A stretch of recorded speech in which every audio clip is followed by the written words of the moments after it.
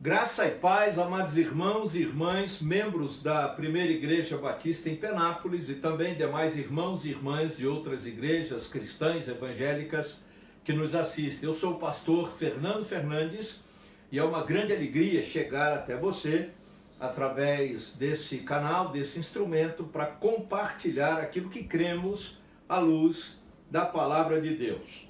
E eu quero conversar hoje, na verdade, tentar com você responder uma pergunta. Que reação eu teria? Que reação você teria?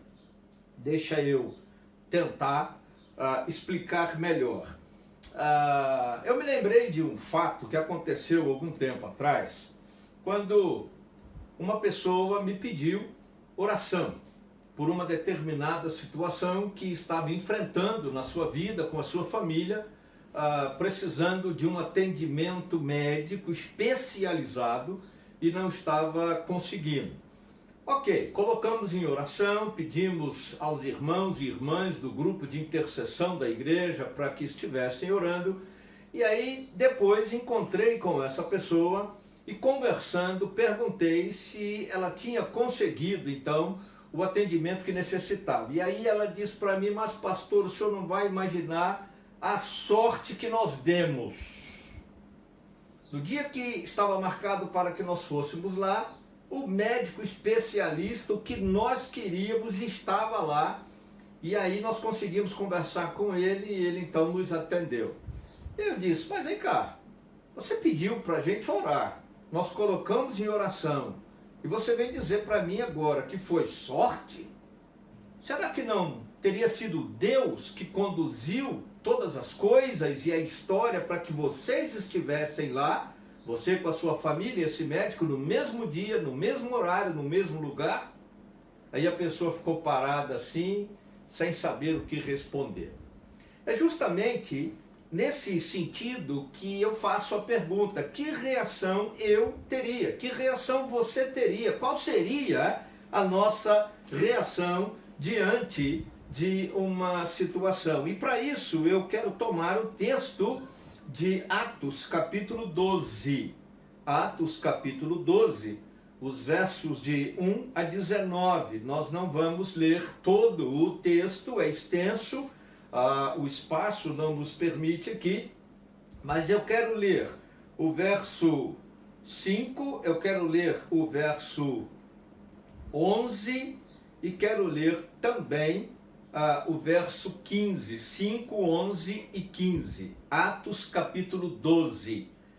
Atos capítulo 12, o contexto todo é dos versos 1 até o verso 19, a primeira parte do 19, mas eu quero ler agora o verso 5.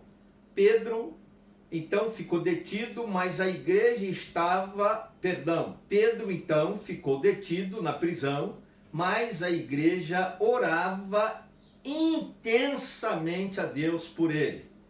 Verso 11. Então Pedro caiu em si e disse: agora sei, sem nenhuma dúvida, que o Senhor enviou o seu anjo e me libertou das mãos de Herodes e de tudo o que o povo judeu esperava. E o verso 15. Eles, porém, lhe disseram: você está fora de si. Insistindo ela em afirmar que era Pedro, disseram-lhe: deve ser o anjo dele. Pois bem, esse texto, na minha opinião, falando nesse contexto que envolve a prática da oração e a expectativa que se cria quando oramos pedindo a Deus que intervenha em nosso favor, que faça um milagre, que derrame bênçãos, que mande provisão, que realize uma cura de uma enfermidade na nossa vida, na nossa família. E às vezes, dentro desse contexto, temos algumas reações, e dessas reações eu identifico algumas nesse texto e eu gostaria de compartilhar com você e trazer você para pensar, raciocinar junto comigo, avaliar junto comigo, para ver qual de fato tem sido a nossa reação. Bom, a primeira reação, eu diria, é a da igreja. Então nós vamos colocar aqui, inicialmente, a igreja. Pedro e os demais apóstolos estavam pregando, eles fizeram vários milagres, diz os textos anteriores, aí passa pela conversão de Saulo, passa pelo apedrejamento de Estevão, depois pela conversão de Saulo, depois muitos milagres ainda acontecendo, e aí eles foram presos. Por época da Páscoa, Pedro foi preso, porque o rei Herodes queria agradar o povo, fazer uma média, e ele queria demonstrar para Roma que ele tinha autoridade e prestígio na região, e ele queria também intimidar o povo judeu diante daquela situação. E aí Pedro foi encarcerado, e o texto diz que ele foi encarcerado, né? Tiago, irmão de João, foi morto, mas Pedro foi para a cadeia, e quando o rei Herodes percebeu que isso agradava o povo, ele disse, vou levar Pedro a julgamento, depois a gente mata Pedro também. E aí ele ficou preso, verso 4 de Atos 12, e aí é interessante, ele foi entregue à guarda para ficar no cárcere. Ele tinha 4 escoltas de 4 soldados cada uma, porque Herodes pretendia levá-lo a julgamento público depois da Páscoa. E aí Pedro ficou detido, verso 5, nós lemos, mas a igreja orava intensamente por ele. Oração. Isso acontece muito. A pessoa leva a sua vida tranquila, do jeito que bem quer, do jeito que bem entende, um cristianismo nominal, um evangelicalismo gospel, ou seja, muita cantoria, muita palma, muita festa, muita dança, mas pouca intimidade com Deus, pouca profundidade na palavra, muita experiência mística, mas quase nenhum, se não nenhum testemunho espiritual autêntico da salvação. E aí na hora da crise, na hora da dificuldade, na hora do problema, na hora da dor, do sofrimento, da angústia, na hora da privação, oração, oração, oração. Irmão, vocês oram por mim. Eu tive um amigo, pastor idoso, já falecido, que ele dizia que esse povo que são os irmãos 6 horas, né? Nunca vai à igreja, está sempre ocupado, está sempre com uma dificuldade, é filho pequeno, é horário de trabalho, é desafio, é aquilo outro, estou cansado e tal, mas na hora da dificuldade, irmão, 6 horas aí por mim, irmão, 6 horas aí por mim. É a primeira reação. Lamentavelmente, alguns de nós também agimos assim. A segunda reação é a do próprio Pedro. A do próprio Pedro. Estava preso. E aí ele estava lá aguardando a manifestação de Deus. Ele já tinha vivenciado experiências anteriores, né? Inclusive ele, juntamente com Tiago e João, na entrada do templo lá, né? O homem estava lá e disse, não temos prata nem ouro, mas o que temos, Atos capítulo 3, né? E aí ele está lá preso, de repente, veja aí, versos 6, 7, 8, 9. Para começar, uma luz brilhou. Ele estava preso com 2 algemas e sentinelas montavam guarda à entrada da cela, do cárcere. De repente, repentinamente, apareceu um anjo do Senhor. Ele teve uma epifania, diríamos assim, uma experiência com um que nós chamamos em teologia de teofania. Uma aparição de um anjo, o anjo do Senhor, e uma luz brilhou na cela. E aí o anjo acordou Pedro, porque ele estava dormindo, disse, depressa, levante-se, e aí falou para ele, vista a sua roupa. Mas é interessante que a luz brilhou, o anjo do Senhor apareceu, tocou em Pedro e as algemas caíram. Milagrosamente, sem chave, sem serra para cortar, sem nada. Deus abriu as algemas. E aí o anjo falou para ele se vestir, Pedro se vestiu. E o anjo falou, põe a capa e siga-me. E aí eu acho interessante o verso 9, ele diz assim: e saindo Pedro o seguiu, não sabendo que era real o que se fazia por meio do anjo. Tudo lhe parecia uma visão. A reação de Pedro. No primeiro momento, Pedro estava dormindo. Parece até que ele estava já, de alguma maneira, entregue à derrota. Ele já havia se rendido ao fracasso. Depois, ele, naquela sensação de que talvez não tivesse mais o que fazer, porque Tiago tinha sido morto e ele estava preso, ele sabia que a iminência que ele também morresse, então ele foi dormir sossegado, tranquilo. Mas aí o anjo aparece, brilha uma luz, e o anjo tem que acordá-lo. Ele acorda. E nem vendo o brilho da luz, nem vendo com os seus próprios olhos o anjo de Deus, e nem vendo que as algemas haviam caído, que as portas do cárcere estavam abertas, que ninguém viu eles andando, porque o anjo falou, vem comigo. E aí verso 10, passaram a primeira e a segunda guarda, chegaram no portão de ferro, lá que dava para a rua da cidade, lá. E aí o portão se abriu sozinho, por si mesmo. E eles atravessaram, passaram. E aí foram caminhando, em um determinado momento o anjo desapareceu. E Pedro ficou assim, confuso. É a reação dele. Mas será que isso é uma visão? Será que eu estou sonhando? O que está acontecendo comigo? É aquela história, né? Preciso do atendimento do especialista. Chego lá, ele está lá e eu vou conversar com ele, ele me atende e nos ajuda a resolver o problema. Mas que sorte aquele médico estava lá e eu pude conversar com ele.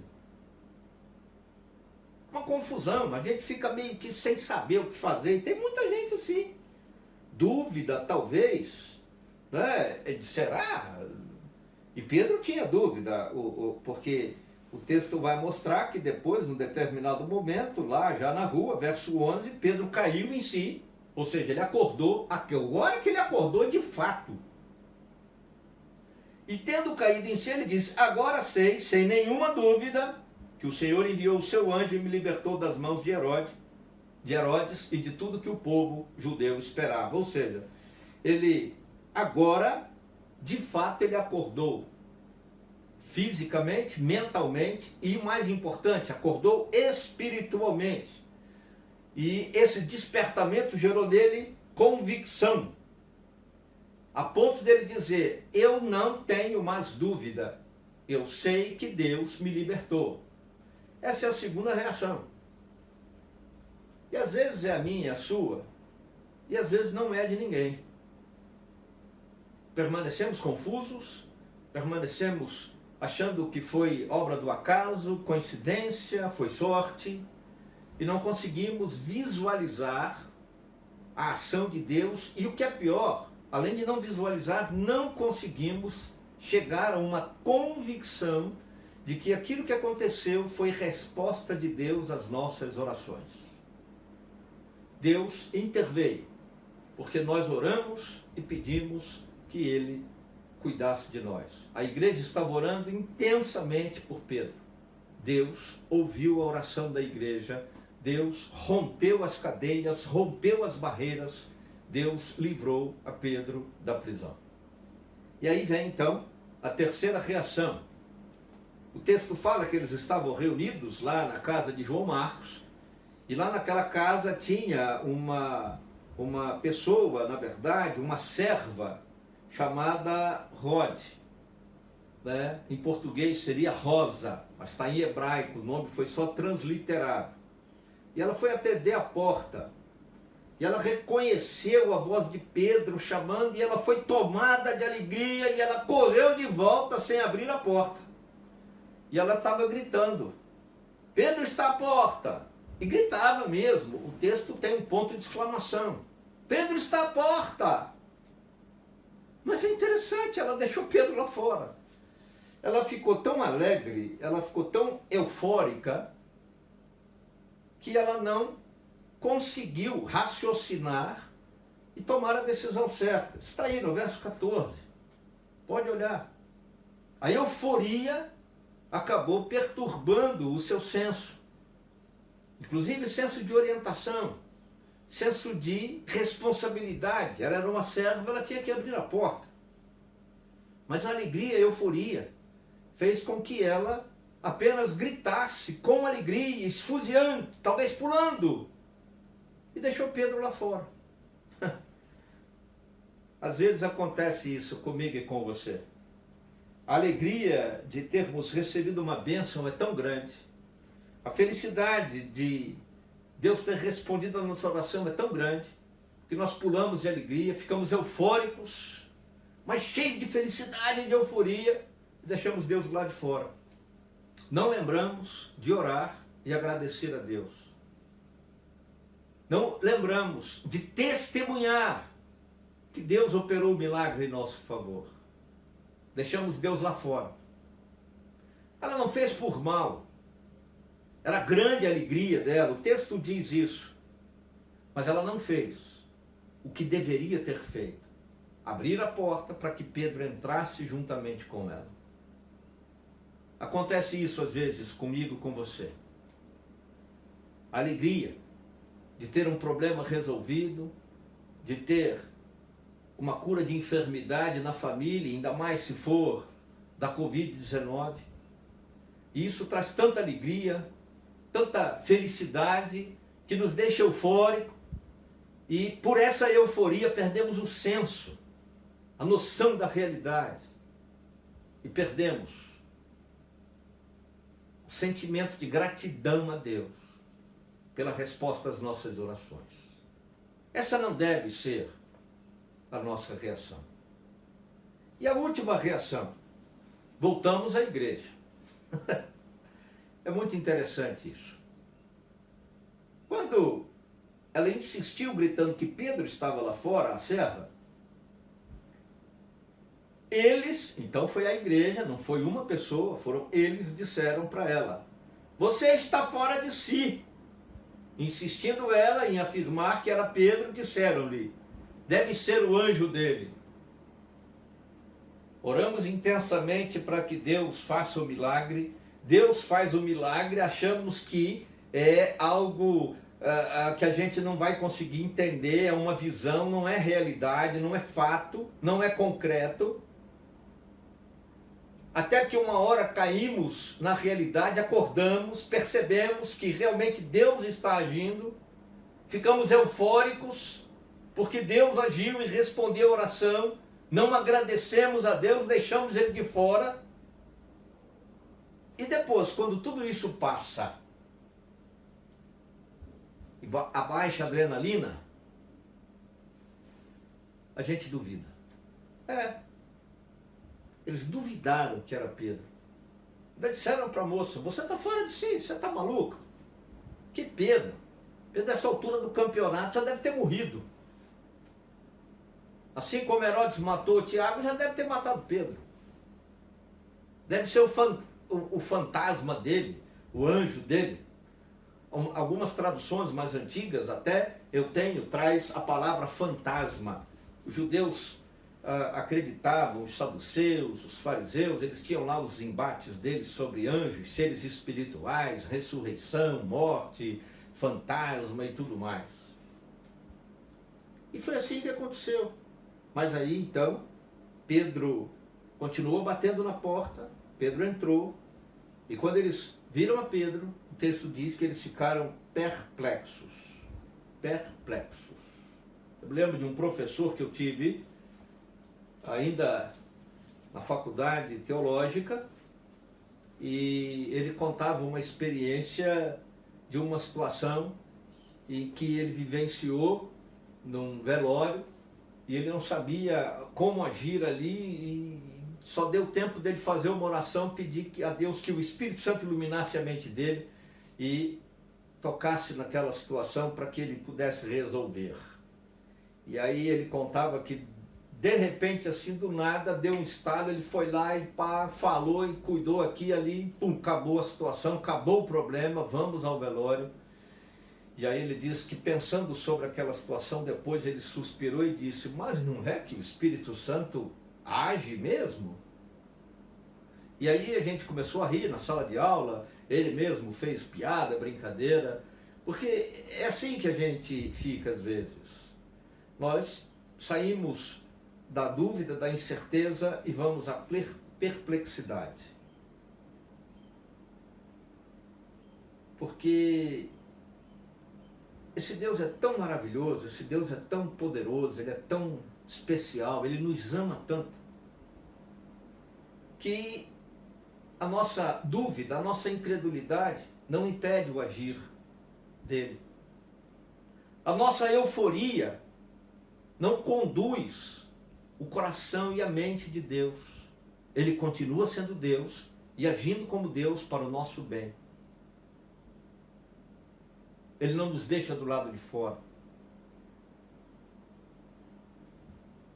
Até mesmo quando estamos ainda como Pedro num primeiro momento, sem acreditar no que está acontecendo, ele continua sendo Deus. E ele opera em nosso favor. Ele ouve a nossa oração, ele responde e ele faz milagres. Mas para isso nós temos que orar intensa e incessantemente. Não estou dizendo que há pecado em passar por essas situações. Não estou dizendo que é pecado ter uma dessas reações. O problema é se permanecermos na dúvida, na incredulidade, na euforia. O problema é se não orarmos e se não acordarmos como Pedro acordou, a ponto de dizer: não tenho dúvidas de que foi Deus que operou, que agiu. Não tenho dúvidas de que foi Deus que respondeu a nossa oração. Pois bem, querido, qual é ou qual será a sua reação? A minha?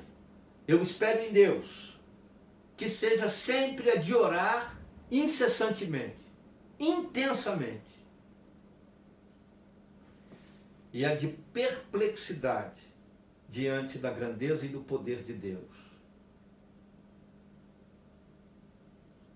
Pela certeza que eu tenho no meu coração de que Deus age em nosso favor e responde às nossas orações. Que reação você teria? Querido Deus e Pai, coloco diante do Senhor a vida desses queridos que assistem esse vídeo e ouvem essa mensagem agora. Pai, em nome de Jesus, que haja mudança radical de postura e que assumamos o compromisso de uma vida de fé, de oração, uma vida de convicção, sem dúvidas de que o Senhor age e responde às nossas orações. Mesmo que tenhamos alegria, que isso não seja uma euforia que venha nos afastar de Ti. E mesmo que tenhamos dúvidas, que logo em seguida sejamos tomados por perplexidade diante da grandeza do Senhor, do Teu poder e das Tuas maravilhas operadas em nossa vida, em nossa casa, em nossa família, em resposta às nossas orações.